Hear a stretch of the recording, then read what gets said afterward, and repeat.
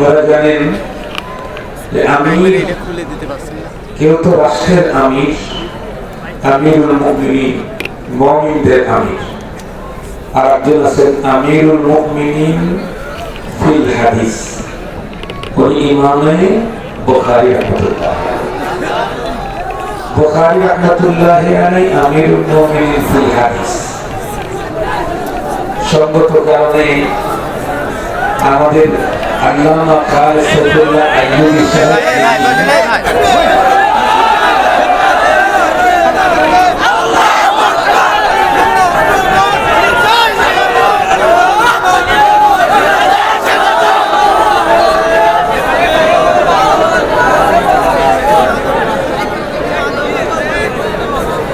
এই তো পিছনে গেল কেন?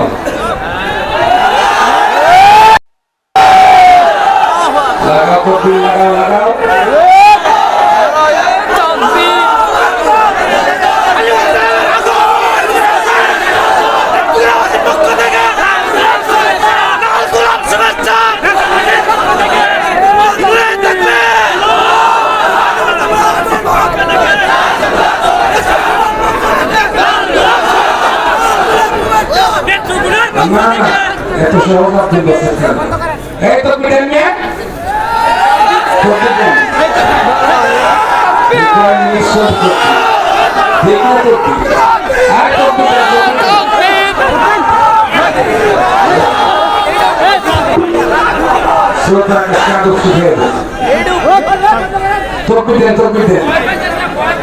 থেমে গেলেন কেন? থেমে গেলেন কেন?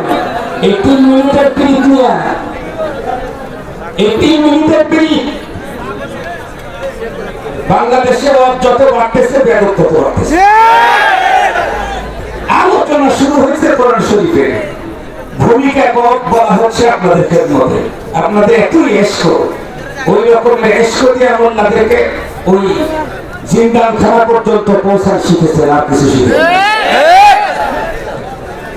এইরকম স্লোগান দিয়া মোল্লাদের মুখ থেকে আকাঙ্ক্ষিত কিছু কথা বের করে পরবর্তীতে যখন ধরে নিয়ে যায় তখন আর কাউকে পাওয়া যায় না। মোল্লার বাড়ি চাউল কেনা আছে না নাই এই খবর নেওয়ার মতো বাংলাদেশে পাওয়া যায়।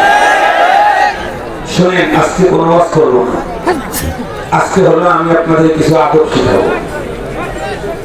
আজকে কোনো ওয়াজ করবো না, আমি আপনাদেরকে একটা সহজ কথা বলি, সেটা হলো ছোট ছোট নৌকা দেখছিলাম, ছোট নৌকা দেখছে, ছোট নৌকা কিন্তু একদিকে পাড়া দিলে আর একদিকে লোক না থাকলে উঠে ওঠে।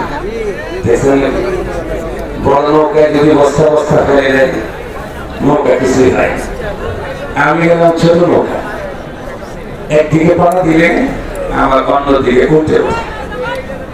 আর আমার মেজাজ যখন গরম হয় তখন আমার এত কথা বের হয়।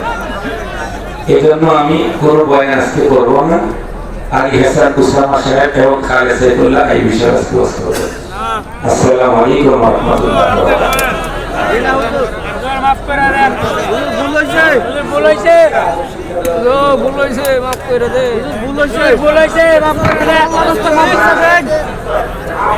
হুজুর মন্দিরে কই নাই, কত কত কি হইছে,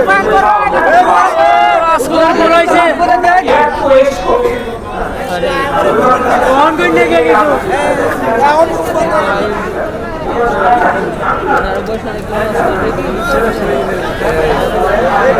কিছু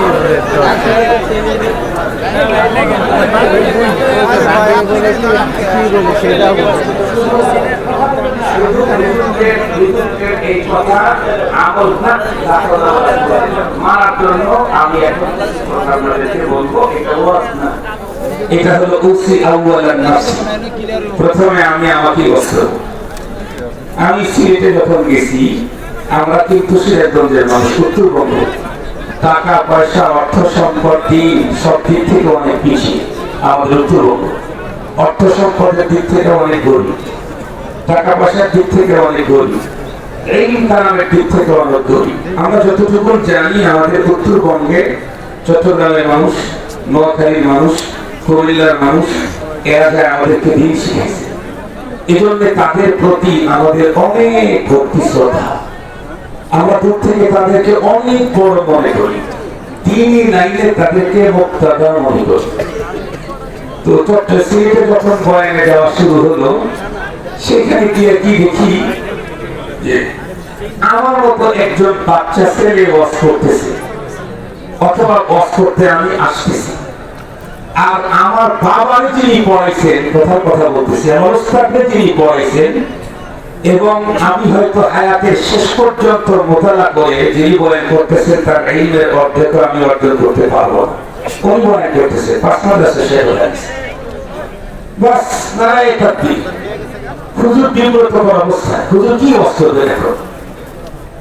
আমি স্টেজে গিয়ে বললাম যে এটাই ইসলাম, এটাই ইসলাম, যে কোরআন শরীফের আলোচনা চলতেছে, মুখলিস তাহাজ্জুদ গুজার হক্কানি আলেমের জবানে, আর আমার মতো বেআমল লোকটাকে দেখে নারায়ে তাকবীর। এটাই শিখাইছে হযরত শাহজালাল রহমাতুল্লাহ আলাইহি। মুহতারাম হাজিরিন, কিছুক্ষণ আগে বলছি যে ওয়াজ বেড়েছে, কিন্তু বেগম বেড়েছে, খুব বেগম বেড়েছে। একটা কথা মনে রাখতে হবে মাদ্রাসার তালিবুল ইলমদের, সারা দুনিয়া যদি আমাকে থুতু মারে, আল্লাহকে হাজির নাজির জেনে বলতেছি, আমি কিছুই বলবো না। সারা দুনিয়া যদি আমাকে ফুলের মালা দেয়, তাতে আমার কিছু যায় আসে না। আমার রব যদি আমাকে চয়েস করে, ফুসকো রব্বিল কাবা, আর রব যদি আমাকে চয়েস না করে, আমি তো কুত্তার চাইতে নিম্ন মানুষ। তালিবুল ইলমদেরকে বললে হয়তো কেউ আমার বিরুদ্ধে কিছু লিখবে, বলবে, বললে আমি তো একটা করি না। বর্তমান একটা জিনিস ছোটবেলায় দেখেছি, যেই মুরগির বাচ্চা মুরগির ডাকে সাড়া দেয়, মুরগির কমান্ড মানে ওই বাচ্চা লম্বা হায়াত পায়। যেই বাচ্চা মুরগির কমান্ড মানে না, তার ডাকে সাড়া দেয় না, বাইরে বাইরে ঘোরে, ও কাকে ঘোরা হয়। মাদ্রাসার তালিবুল ইলম, তোমরা যারা বড়দের কমান্ডের বাইরে চলে যাইতে যাইতে জয়াদবি করতে করতে এখন সেই সিস্টেম ছাড়া হয়ে যাচ্ছ, মনে রেখো জীবনে বড় হওয়ার কোনো সুযোগ হবে না। আমি ছোট মানুষ জীবনে যা লিখেছি, দুনিয়া নাইলে যারা বড় হয়েছে, বড়দের জুতা ছেড়ে বড় হয়েছে। বঙ্গবন্ধুর যারা জুতা বহন করতো, এখন তারা মন্ত্রী। জিয়াউর রহমানের যারা বডিগার্ড ছিল, যারা ডান বামে থাকতো, জুতা ঠিক করতো, ব্যাগ বহন করতো, তারা এখন মন্ত্রী। আহমদ শফি সাহুর, মোহাম্মদুল্লাহ হাফিজ জি, শেখুল হাদিসের নাম আজিজুল হক, মুফতি আমিনী রাহমাতুল্লাহি আলাইহি, ওনাদের যারা ব্যাগ বহন করতেন, এখন তারা খতিবে বাংলা। পৃথিবীর নিয়ম একটাই, বড় হতে চাইলে বড়দেরকে মেনেই বড় হতে হবে। এটাই উসুল, এটাই উসুল। আর দিন তো ওইটাই, বড়কে মানা। ইহদিনাস সিরাতাল মুস্তাকিম আল্লাহ শিখাইছেন, ইহদিনাস সিরাতাল মুস্তাকিম। আল্লাহ কি বললেন? আমার কাছে বলো যে আল্লাহ আমাকে সিরাতে মুস্তাকিমের উপরে চালাও। সিরাতে মুস্তাকিম কোনটা? আল্লাহ পাক সিরাতে মুস্তাকিমের এটার পরিচয় দিতে গিয়া রাস্তার পরিচয় না দিয়ে রাস্তায় যারা চলছে তাদের পরিচয় দিয়েছে। আল্লাহ তাআলা বলেন সিরাতাল্লাযীনা আন'আমতা আলাইহিম, রাস্তার পরিচয় দেয়। ওই রাস্তার উপরে যারা চলছে তাদের কথা বলেছে। যারা পুরস্কৃত, যারা পুরস্কৃত তাদের পথ হলো সিরাতে মুস্তাকিম। এজন্য মনে রাখতে হবে, দ্বীনের মূল উসুলটাই হলো মানামানি। দ্বীনের উসুল কি বলেন? আরেকটু ধরে বলেন, মানামানি। আমি যদি মানতে না পারি, উসুলের উপরে চলতে না পারি, আমি জীবনে বড় হতে পারবো না। উসুল মানবেন, জীবনে বড় হয়ে যাবেন। বা আদব বা নসিব, বে আদব বে নসিব, এই সিস্টেমটা পরিহার করবেন আজকে থেকে। আজকে দুইটা কথা বলে শেষ করে দিচ্ছি হুজুরের কথার জন্য। একটা হলো ইউটিউবারদেরকে একটা ওয়াজ করবো, আর একটা হলো শ্রোতাদেরকে একটা ওয়াজ করবো, কথা শেষ আমার। ইউটিউবারদেরকে বলবো যে ভাই, আল্লাহ পাক তোমাদেরকে কিন্তু উলামায়ে কেরামের মাধ্যমে রিজিকের একটা ব্যবস্থা করে দিয়েছে। কি বললাম? এখান থেকে লক্ষ লক্ষ টাকা আল্লাহ পাক তোমাদেরকে রিজিক পৌঁছায়। যে মানুষগুলির আলোচনার দ্বারাই আল্লাহ পাক তোমাদেরকে লাখ লাখ টাকা অর্থ ইনকামের ব্যবস্থা করে দিলেন, এই লোকগুলি যখন কথা বলতে থাকে, সারা জীবন তোমরা ওই লোকগুলাকে সম্মান করো, তাদের হিতাকাঙ্ক্ষী শুভাকাঙ্ক্ষী হও। অনেক সময় এই যে আজকে যেমন একটা অবস্থা এখানে রয়েছে, এটা কিন্তু সাময়িক একটা অবস্থার কারণে আমি এটা বলছি। এটাই যদি তোমরা ইউটিউবে বেশি টাকা ইনকাম করার জন্য ছেড়ে দাও, তাহলে জাতির সাথে আলেমদের সাথে গাদ্দারি করলাম। এটা তো ইউটিউবে ছেড়ে দেওয়া না, না, এটা তো সাময়িক একটা অবস্থার কারণে একটা কথা হয়েছে। এটা তো জাতিকে জানায় দেওয়া জিনিস, জাতিকে জানায় দেওয়া জিনিস যেটা সেগুলো দিবা। এই জন্য হয় কি, যে সমস্ত কথাগুলো কোন এক অবস্থার কারণে হুজুর বলেছেন ওইটা এবং ওইটুকু কাজ করে ছেড়ে দেয় একটু বেশি টাকা ইনকাম করার জন্য। মনে রেখো, যে ব্যবসায়ী স্বাভাবিকের চাইতে বেশি লাভ করে ওই ব্যবসায়ী ব্যবসা বেশি দিন টিকে না। তোমরা স্বাভাবিকভাবে বেশি ভিউ বানায় বেশি টাকা ইনকাম করার জন্য কোন হুজুরকে জাতির সামনে ছোটখাটো করো না। কারণ যে শুনছে সে তো এই অবস্থাটা বুঝে না, সে হুজুরের উপরে আর একটা মন্তব্য করবে, যার মাধ্যমে আল্লাহ তোমাকে রিজিক পৌঁছাইলো তাকে তুমি বেইজ্জতি করবে, আল্লাহ তোমাকে ইজ্জতের আশায় বসাবে না। ইউটিউবারদেরকে বললাম, যদি কখনো কোনো হুজুর কোন অবস্থার কারণে কোনো কথা বলে, এটা কখনো তার ওয়াজের থেকে ওকে তোমরা কাটছাট করবে না। কখনো হঠাৎ করে ওয়াজের ভিতরে একটু মজা করতে চায় পরিবেশের কারণে, ওই মজাটা তোমার ওই মাহফিলের আলোচনার ভিতরে ঢুকে রাখা হতো, ওটা কেটে ফেলে দাও। ফেলে দেওয়া মূল আলোচনাটা জাতির জন্য যেটা উপকারী সেটা তোমরা দিবা। তাহলে ওলামায়ে কেরাম অনেক মুসিবত থেকে বেঁচে যাবে, সমালোচনা থেকে বেঁচে যাবে। শ্রোতাদেরকে বলবো, আমরা কিন্তু ছোটবেলায় ওয়াজ শুনেছি এক নিয়তে, এখন কিন্তু ওয়াজ শুনতে আসার এক নিয়তে।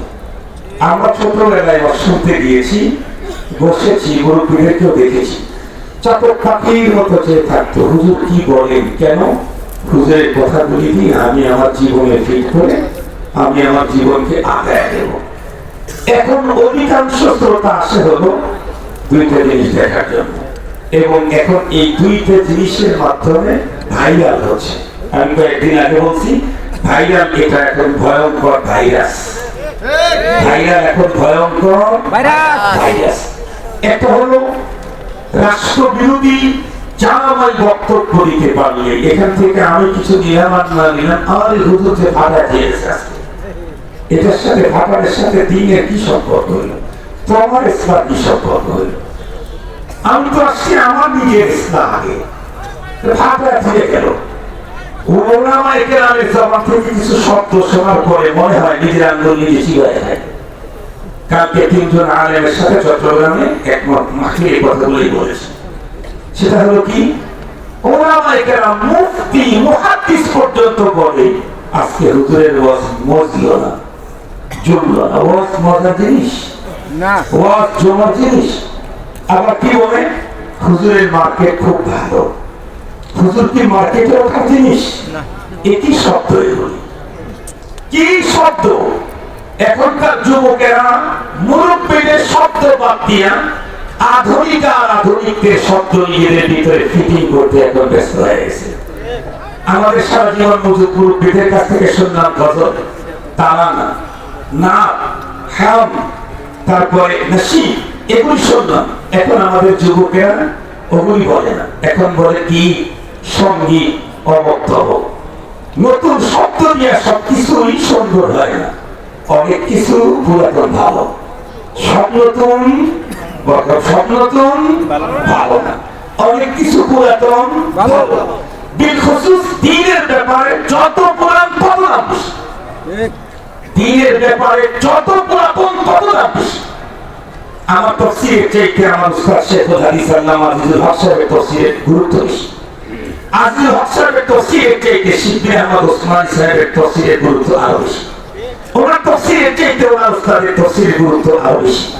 রক্তা রক্তা তাবেঈ তাফসীরের গুরুত্ব বেশি। তাবেঈ চাইতে তাফসীরের গুরুত্ব বেশি। তাবেঈ চাইতে সাহাবীর তাফসীরের গুরুত্ব বেশি। ধর্মের ব্যাপারে পুরাতনটার দাম বেশি। এই জন্য ধর্মের ব্যাপারে নিজেরা কোনো নিয়ম নীতি পদ্ধতি সিস্টেম জানায় চলা, এটা অনিরাপদ। বড়রা যে পদ্ধতি পথ আমাদেরকে দিয়ে গেছেন, এই পথটাই হলো সবচেয়ে নিরাপদ। এটাতে সফলতা আছে, এটার গ্যারান্টি আছে। আমি যেটা তৈরি করে চলবো, এটাতে সফলতা আসতে পারে, ব্যর্থতাও আসতে পারে, যেহেতু আমারটা পরীক্ষিত না। এই জন্য সকল তলাবাদেরকে বলবো, আউয়ালান আমরা প্রতিটি দিনের প্রতিটি ব্যাপারে মুরব্বী এবং বড়দেরকে মেনে চলি। সে তো হাদিস নিজে নিজে বড় হন নাই, বড়দেরকে মেনে বড় হয়েছে। বেমুরব্বি কাইতুয়ানা তেফলেগান স্পর্শদান তাতরারা ইমকানা বাসাদ বেসাদাফতাও হাসুদান। আরে ভাই, বছরের প্রথম বৃষ্টি ঝিনুকের মুখে পড়লে ওইটা মতি হয়ে যায়, কিন্তু ওই বৃষ্টি মতি হওয়ার জন্য ঝিনুক লাগে। ওই বৃষ্টি পানি মতি হওয়ার জন্য ঝিনুক লাগে, ঝিনুকের ভিতরে ওই জিনিসটা মতি হওয়ার জন্য প্রথম বৃষ্টির পানি লাগে। দুইটা একসঙ্গে লাগে। আমাদের কাছে দিন, কোরআন, সুন্নাহ লাগবে, আকাবিরদের তরিকাও লাগবে। আকাবিরদের তরিকা বাদ দিয়ে কোরআন সুন্নাহ দিয়ে নিজের তরিকা বানায় জিন্দেগিতে সফলতা আসে নাই, আসবে না, আসবে না, আসবে না, আসবে না। আজকে থেকে কমপক্ষে একটা কাজ আমরা করবো, যাদেরকে দাওয়াত করা হয়েছে যত ছোটই হোক, উনিও আলেম, উনিও কোরআন শরীফের কথাই বলবেন নাকি হাদিসের কথাই বলবেন। হ্যাঁ, যদি কোনো মাহফিলে বক্তা বিড়ি খাওয়ার সিস্টেম দেখায় সেটাকে অ্যাভয়েড করে চলবেন, তাতে তো সমস্যা নেই। যদি কেউ এসে কমেডিয়ান ভাব দেখায় কৌতুকার্থের মতো, সেটাকে আপনারা অ্যাভয়েড করে চলবেন, তাতে সমস্যা নেই। কিন্তু যদি কোরআন শরীফ থেকেই বলে, হাদিস শরীফ থেকেই বলে, আর যদি সহি কথা বলে, তাহলে প্রত্যেককে তার আলোচনা করতে দিয়ে ডিস্টার্ব করবেন। তাহলে তো ইনশাআল্লাহ যত বড় দেশের আর বিদেশের যত বড় হুজুরি আসুক, যিনি এখন বসে আছেন উনি তো আর সারা পোস্ট করবেন না, হয়তো একজনকে দেখে উনি ছেড়ে দিবেন। উনি যখন ছেড়ে দিবেন তখন আধা ঘন্টা আপনারা তকবীর দিতে থাকে, আধা ঘন্টা দেন, তারপরে হুজুরকে বসায় দেন, সমস্যা নেই তো। কিন্তু কোন আলেমের বয়ানের মাঝে কখনো তকবীর দিবেন না, এটা কোনো উসুল না। এটা কোরআনের সাথে, আলেমের সাথে, হামেলে কোরআনের সাথে বেদবি নয়। আল্লাহ তাআলা আমাদের সকলকে, আমাকে সহ বড়দের উসুল আদব মেনে চলার তৌফিক দান করুন। আল্লাহ তাআলা আমাদের প্রত্যেককে